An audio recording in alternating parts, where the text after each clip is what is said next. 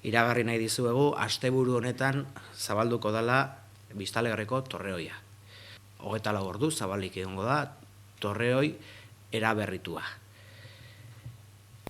Obrak Baluarte Conservación del Patrimonio Palentziako enpresak burutu ditu, eta esan behar dugu oso gustura gaudela lortutako emaitzarekin.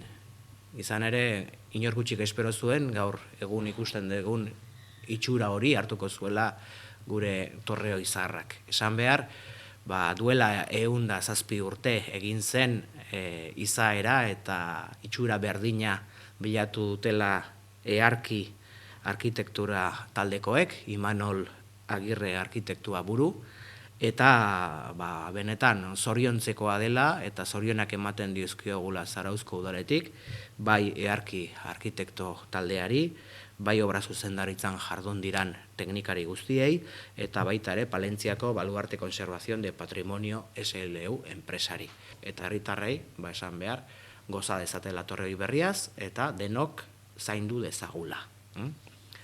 Torreoia zabalduko dugu eta beti egongo da irikita. Egunez eta gauez. Gauez argiztatuta temporizadorea aukiko du, eta gaueko 11 edo 11:30 arte, neguan, udan regulatuko da, piztuta egongo da baita ere, gauez, pentsatzen dugulako, hain kutxuna dan ondareari ikusgarritasuna eman bertzaiola eta gaina politia geratzen da.